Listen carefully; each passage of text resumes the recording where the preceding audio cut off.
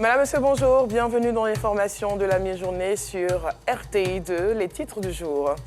Dans cette édition, le constat sur la grève des enseignants. Selon nos reporters sur le terrain, si certains enseignants ont observé le mot d'ordre lancé par leur syndicat, d'autres par contre étaient présents à leur poste. On en parle dans quelques instants. Et puis, à Kinshasa, capitale de la République démocratique du Congo, environ 33 personnes sont mortes à la suite des inondations des eaux de pluie. Une fois de plus, soyez les bienvenus si vous nous rejoignez. Le 3 avril dernier, un mot d'ordre de grève a été lancé par des enseignants pour une prime d'incitation trimestrielle. Une situation qui a perturbé les cours dans plusieurs écoles durant toute la semaine. Ce lundi 7 avril, si certains enseignants ont observé le mot d'ordre lancé par leur syndicat, d'autres par contre étaient présents à leur poste. À Sitondiara, Kadebachila, Issa Dembélé nous en parle dans ce reportage.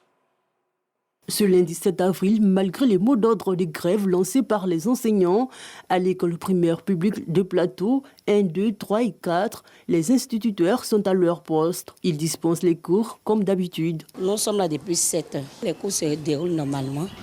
Nous avons l'effectivité des élèves et les cours se déroulent normalement. Il n'y a pas de perturbation. Nous avons les forces de l'ordre qui sont là. Tout le monde est présent. Les cours se passent normalement et depuis la semaine passée d'ailleurs. Non loin de ce groupe scolaire, à l'EPP les jardins de la Riviera Golf, les élèves sont présents dans la cour de l'école. Enseignants et responsables d'école, personne ne veut s'exprimer sur la reprise des cours. Ambiance différente au lycée moderne 1 et 2 d'Abobo. Des professeurs présents continuent de donner les cours mais préfèrent garder l'anonymat. Les responsables de ces deux lycées profitent de cette occasion pour donner quelques conseils aux enfants. Depuis ce matin, il y a des professeurs qui ont fait cours et puis nous avons fait les cours que nous avons les lundis. Ouais, les cours se passent bien. Nous avons fait le cours de maths, le cours de physique. Quelques-uns ne sont pas là, mais à part ça, d'autres sont là aussi. SVT par exemple, il n'est pas venu. Donc à part ça, on a pu faire les autres cours. Les élèves sont là.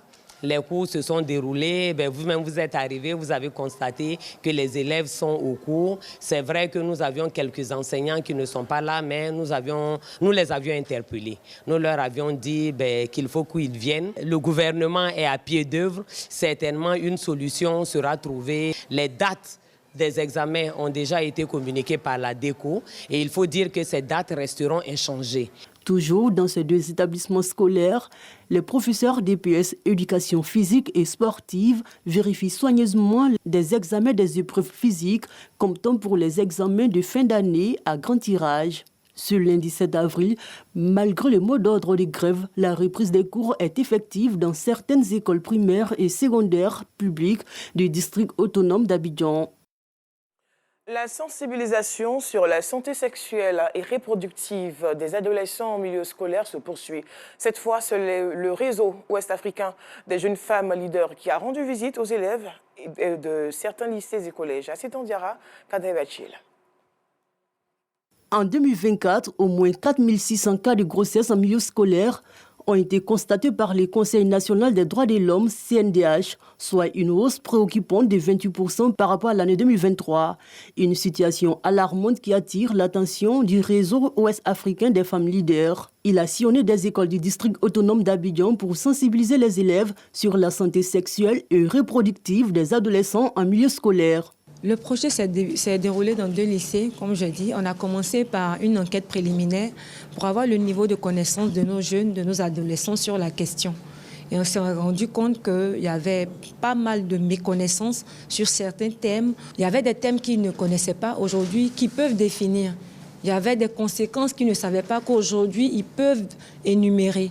Donc on a remarqué qu'à mi-parcours, il y a vraiment eu une transformation. Bon, nos camarades nous disaient que faut pas être avec les filles, que les filles sont pas bonnes. En tout cas, c'est ce qu'on se disait, quoi. Puis on restait entre nous. Mais maintenant, même si on est en train de faire l'activité ensemble avec les filles, nous n'avons pas, en tout cas, honte ni peur. Si on fait des concours entre les classes, la classe qui a posé 0 grossesse, on les félicite au drapeau. Ça va encourager les autres classes à pouvoir faire ça. Et puis si on continue cette orbite, je sais qu'on peut avoir une année scolaire sans grossesse précoce. Un projet soutenu et salué par directeurs et proviseurs des écoles. Ce projet a apporté beaucoup sur la vie de nos enfants. Il y a une certaine assurance maintenant de la plupart de nos élèves par rapport à ces questions-là. Ils n'ont plus honte de les aborder, ils n'ont plus peur de les aborder et ils les abordent d'ailleurs avec beaucoup d'aisance. Et ça, c'est très important. Le réseau ouest-africain des femmes leaders entend visiter toutes les écoles du pays afin de réduire les taux de grossesse et de maladies sexuellement transmissibles en milieu scolaire. Célébrer chaque 7 avril la Journée mondiale de la santé est une occasion de se pencher sur les problèmes importants de la santé publique. La bonne santé à la naissance pour un avenir plein d'espoir est la thématique de cette année 2025. Bienvenue Kwao pour les détails. La Journée mondiale de la santé est célébrée par de nombreuses organisations et acteurs de la société civile en vue de sensibiliser le public sur la nécessité de prioriser le bien-être de la mère et du nouveau-né, mais aussi plaider en faveur d'investissements efficaces permettant d'améliorer la santé des femmes et des nourrissons. Parce que la santé est un droit fondamental pour chaque être humain, il est de la responsabilité de chaque État de garantir un accès abordable, équitable et de qualité à chaque citoyen. En Côte d'Ivoire, l'enquête démographique de santé 2021 a confirmé les progrès effectués par le gouvernement. La mortalité maternelle est passée de 614 en 2011 à 385 décès pour 100 000 naissances en 2022.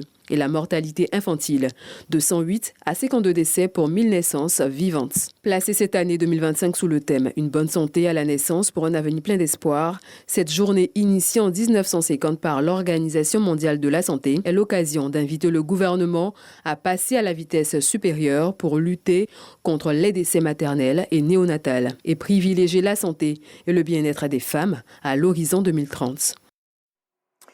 L'engagement communautaire au cœur d'une rencontre entre jeunes du nouveau quartier de la commune de Yopougon. Un rendez-vous pour les inviter à épouser les bases et les fondamentaux de l'engagement communautaire afin de faire plus tard de ces derniers des acteurs du développement local. Restons une fois de plus en compagnie de Bienvenue Kwao. L'engagement communautaire, un thème au centre de cette rencontre entre jeunes du nouveau quartier dans la commune de Yopougon. C'est une formation au cours de laquelle ils apprennent les bases et fondamentaux de l'engagement communautaire. Objectif, devenir plus tard des acteurs du développement local. Donc l'idée ici, c'était de dire pourquoi il faut s'engager, mais c'était aussi de dire comment s'engager. Et ces deux points ont été abordés avec un public qui a été très participatif et des personnes qui sont, pour ma part, des leaders naturels qui ont juste renforcé leurs capacités pour mieux impacter leur communauté. Pour moi, c'est vraiment être riche que de se mettre au service de sa communauté. Cette formation est une initiative de l'Association des enfants de Yopougon Nouveau Quartier. Pour le président de l'association, c'est aussi un moyen d'amener les jeunes à s'impliquer davantage dans les actions de développement du quartier. Nous avons organisé cette formation dans le but de pouvoir rassembler les leaders de Nouveau Quartier, de Yopougon Nouveau Quartier, afin de parler engagement communautaire. Et au sortir de cette activité, on souhaiterait vraiment avoir toutes les capacités qui vont nous permettre de pouvoir être engagés pour le développement de notre quartier, le Nouveau Quartier. Cette formation sur l'engagement communautaire est à sa première édition.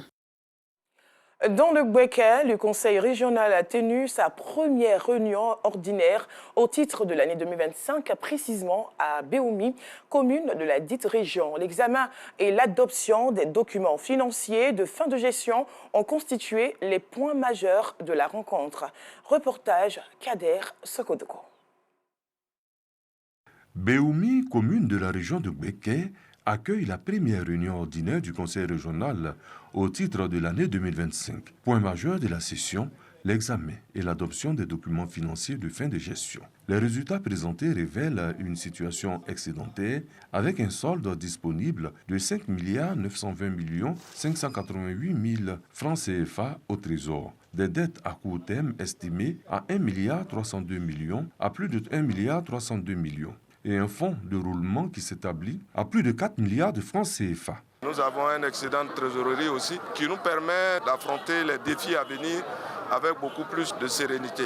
Le président du conseil régional de Gbeke a également annoncé le lancement d'un programme d'insertion des jeunes dans le cadre de la phase 3 du projet C2D, emploi, intitulé Programme d'insertion socio-professionnelle et citoyenne de la jeunesse ivoirienne. Ce programme, qui s'étendra jusqu'en 2027, vise à intégrer 3166 jeunes dans plusieurs secteurs d'activité. Le budget global de ce projet s'élève à 1,439 milliard de francs CFA, avec une contribution du Conseil régional à hauteur de 253 millions de francs CFA.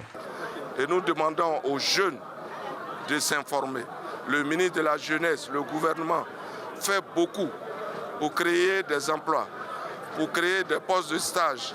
L'État met les conditions pour qu'ils aient du travail. Il faut qu'ils en profitent. Un film institutionnel sur les investissements dans le département de Béoumi a meublé la rencontre. Les investissements s'élèvent à 1,6 milliard 344 288 000 francs CFA pour 49 projets. En sport, la Côte d'Ivoire a dominé une fois de plus le Mali sur un score de 4-2 au stade municipal de Béréchi au Maroc pour le compte de l'ultime journée de groupe de la CAN U17 2025. Hors de la Côte d'Ivoire, un fauteuil, 8 prétendants au Gabon. C'est la dernière ligne droite avant l'élection présidentielle du 12 avril prochain qui mettra fin à la transition. Cet examen marque véritablement le début de l'ère post-dynastie des Bongo. Fait inédit, aucun de ces prétendants à la magistrature suprême ne se présente sous la bannière d'un parti politique. Un scénario qui ne s'est jamais produit depuis l'avènement du multipartisme au Gabon dans les années 90. Et pour terminer, au moins 33 décès ont été recensés à la suite des inondations et érosions dues aux pluies qui se sont abattues dans la nuit du 4 au 5 avril sur la ville de Kinshasa. Un bilan encore provisoire. Plusieurs quartiers de la ville de Kinshasa, la capitale congolaise, se récupèrent sous les eaux chaque fois qu'une pluie s'abat. Pour bon nombre de Kinois, cette situation est due au manque de curage des caniveaux et des rivières de la capitale congolaise. Voilà la fin de cette édition. Merci de l'avoir suivi. Je vous retrouve ce week-end, toujours dans le 12h30. Portez-vous bien.